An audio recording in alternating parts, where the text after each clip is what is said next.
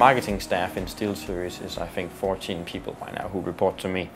95% of them are people who came from like the gaming circle, who have either been like engaged in community work at various community sites in gaming, or have competed on a very high level themselves. It's kind of a mix. We make products that we would want to use ourselves. Let me give you an example. The very first product that SteelSeries ever did was a mousepad made of glass. People thought we were freaking insane because we made a mousepad made of glass. But when we made it, it made a lot of sense. The final surface was researched by a guy who played Quake on a pretty high level in Denmark. And he had this problem that every week he had to turn his mouse around. Back then everyone was using a ball mouse. Optical mice hadn't been invented yet. And he had to clean it. He had to clean out all the gunk from the mouse. And every time he did that, he felt like he had a new sensitivity. It was like getting a new mouse. That was throwing off his aim. So he came up with a surface that was dust repellent, which turned out to be glass. So he didn't have to clean his mouse all the time.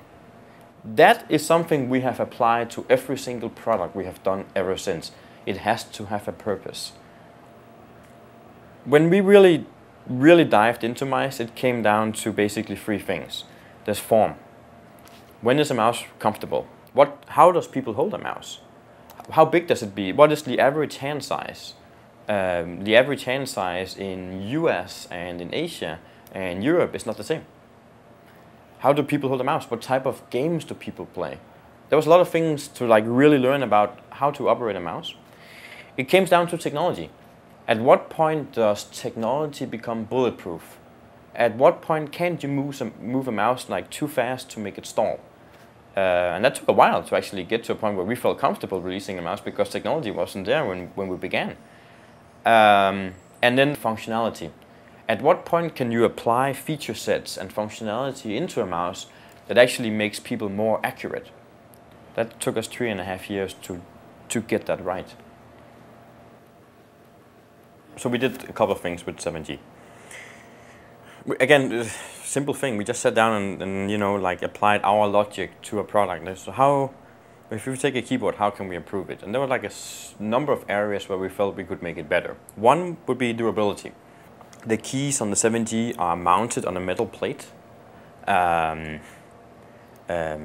plastic itself, when we melt that, the granulate, actually contains iron. I mean, it's built like a tank. That's also why when you lift it, it's really freaking heavy. Which also makes the purpose that you don't want your keyboard moving when you're actually using it. That's not the purpose of a keyboard. We looked at the feeling. How could we make it comfortable but also fast? And how do you make a keyboard fast? Two ways. Like the pathways you have inside the keyboard, we could optimize those. So one, it has 1 millisecond of delay. That's nothing. And two, you can take the 7G and you can hold down every single key at the same time and it will keep working. A normal keyboard would be like 2 or 3 keys at the time and then you get like the beep sound from your computer. When you have a normal keyboard, a membrane keyboard, the way it works is that you press a key and you press it all the way down.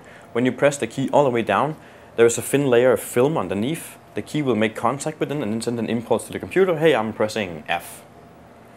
When you do that to a mechanical keyboard, there's a switch, roughly 48 to 50% of the travel distance of the key. You don't actually have to press the key all the way down.